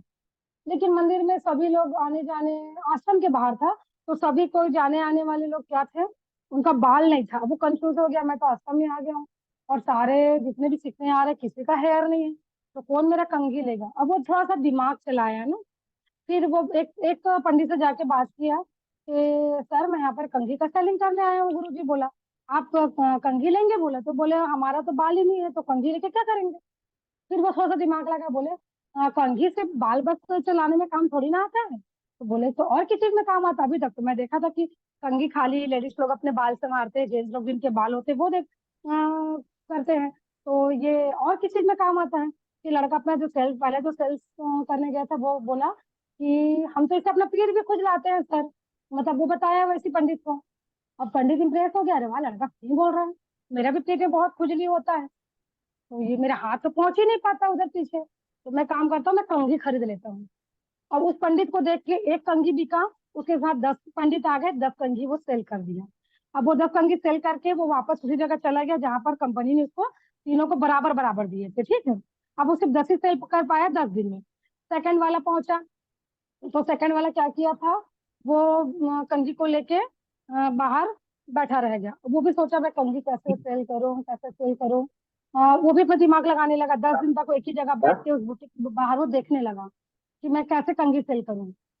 अब उसके बाद फिर वो अंदर गया, वो भी वैसे ही कुछ अपना दिमाग लगाया और बोला कि सर ये कंघी, मतलब मैम लोग यहाँ पर आपके शॉप में आते हैं हमेशा, तो आप वो आपसे इतना काम करवाती हैं, आप उनसे इतना चार्ज लेते हो, तो आप एक एक कंघी महिला लोग को गिफ्ट करोगे तो आपका दुकान बहुत अच्छा चलेगा। तो वो बोलता है हाँ आइडिया तो बुरा नहीं है, अगर कंघी तो है खरीद लेता हूँ। तो वो क्या किया, वहां पर 10 दिन में 100 कंघी बेचा। पहले वाले ने 10 दिन में 10 ही कंघी बेचे, दूसरा वाला 100 दिन में 100, मतलब 10 दिन में 100 कंघी बेचा। अब एक बच गया था लास्ट वाला, उसको भी 10 ही दिन का मौका मिला था। वो क्या क्या किया, एक मठ के पास जाके, मठ में जाके वो बैठा रहा 10 दिन तक, और कंटिन्यू देखा कि मठ में तो लाखों लोग आते हैं, लेकिन इन लाखों लोग में कौन ऐसे हैं जो मेरा मतलब कंघी खरीदेगा, क्योंकि मठ में मैं कंघी बेचूंगा ही नहीं, और मठ में सब लोग अपने अपने काम के लिए आते हैं। फिर वो थोड़ा सा दिमाग लगाया, बोलता नहीं मैं गुरुजी से बात करती हूँ।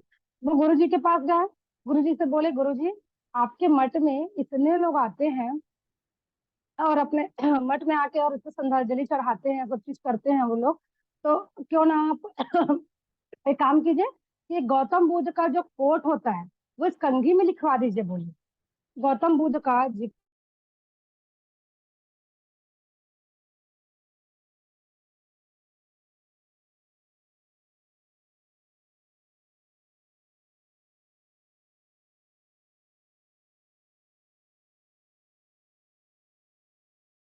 कैसे करना पसंद करोगे, जैसे कि सामने वाला किया, लास्ट वाला किया, या फिर बीच वाला किया। तो बस तीनों सेलिंग किए हैं, पर तीनों क्या किए हैं, अलग अलग तरीके से सेलिंग किया है। लेकिन जो माइंड बहुत अच्छे से चला के सेलिंग किया है वो लाख भर का बेच के आ गया उसी 10 दिन में।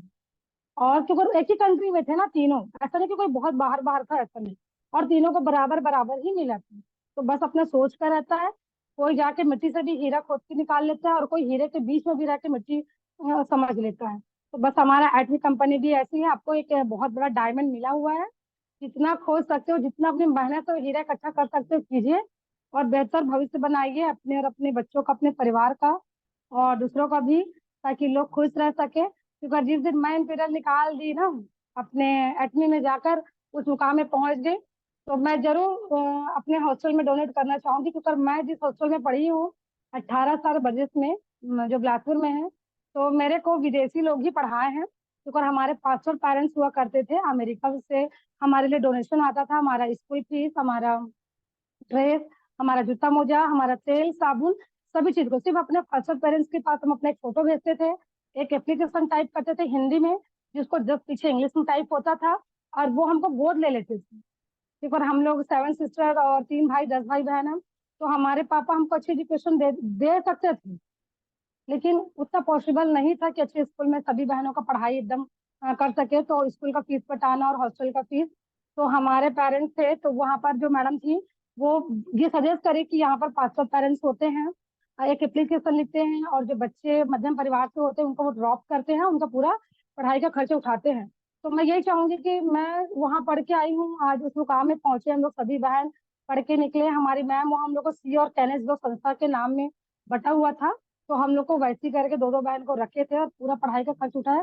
तो जिस दिन मैं उस लायक बन जाऊंगी, मैं चाहूंगी कि वैसे ही गरीब और अनाथ बच्चे जो वहाँ आते हैं हमारे हॉस्टल में, मैं उनका भी वही मदद कर सकूं। पहले तो खुद का मदद कर लूं, फिर उस मुकाम तक पहुंचूंगी तो जरूर अपने हॉस्टल में जाके मदद करूंगी। तो अपने जीवन के एक एम बनाइए। जो कठिनाई से जीवन में आगे बढ़ता है ना, वो तरक्की के मुकाम जरूर छूता है। क्योंकि हम बचपन से लेके आज तक छोटी छोटी खुशी को, छोटी छोटी चीजों को वो करते हैं। क्योंकि हमारे पापा का एक ही कहना था कि बेटा जितना भी चाहिए शिक्षा मैं तुम लोग को दूंगा, ले लो। क्योंकि जिस दिन तुम्हारा ग्रेजुएशन कंप्लीट होगा, अच्छी शिक्षा मिलेगी, तुम लोग को जीवन साथी भी वैसे अच्छा मिलेगा। और मध्यम परिवार में जन्म लिए हो तो मैं तुम लोग को प्रॉपर्टी नहीं दे सकता, बोले मेरे पापा। और सही बात है, आज अच्छी शिक्षा दिए, ग्रेजुएशन सभी का कंप्लीट किया कराए, सभी को गवर्नमेंट हॉस्टल स्कूल में अच्छे से पढ़ा कर, इसमें प्राइवेट में, ऐसे नहीं कि बहुत भाई बहन है तो सरकारी में पढ़ा दो, ऐसे हमारे पापा ने किए। तो मैं बचपन से सारी चीजों को देखते महसूस करते आई हूँ। मेरे छोटे छोटे कंपनी भी में मैं हमेशा ज्वाइनिंग थी, करती थी। जॉर्डन कंपनी था, रेंडे कंपनी था, मैं आज भी उनका सामान सेल करती हूँ, कुछ परसेंट मिलता है। लेकिन थैंक्स गॉड को बोलूंगी मैं, अपने बाबा जी को भी धन्यवाद दूंगी कि मेरे को एटमी जैसे एक ऐसा मंच दिए मेरे जीवन में कि मैं उसमें आगे बढ़ सकूं। और 3 दिन का जो मेरा वहां का अनुभव रहा ना, बहुत अच्छा था। क्योंकि मेरे मन में सिर्फ यही जुनून था कि मैं अपने बच्चे छोड़ के गई हूँ किसी और के पास, और वो रात रात रो रहा था। तो मैं 3 दिन कैसे मैं यहाँ पर सीखने आई हूँ, तो मैं सीख के जाऊंगी। चाहे मैं छोटा से छोटा चीज हो या बड़ा से बड़ा चीज हो, मैं इसमें लिखूंगी और जाके वहां पर अपने टीम को करूंगी। क्योंकि मैं अपने टीम से बहुत अलग रहती हूँ, तो मेरे टीम कहाँ मेरे पास ग्रोथ कर पाएंगे।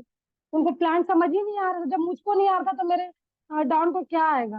कितने आईडी एक्टिवेट हुए थे, कितने नॉमिनेटेड भी हो गए मेरे, 15-20 आईडी उसमें से, क्योंकि मैं खुद उनको शायद समझा ही नहीं पा रही थी। तो मैं यही चीज करूंगी, कभी भी कंपनी का कुछ भी चीज हो, मेरा अनुभव कहता है आप लोग जरूर जाइए, आप लोग समय निकालिए। जब बैठने में कुछ कर गुजरने के लिए आप कदम रखें तो मेरे से बताइएगा। अंजलि मैडम बहुत बात करती है,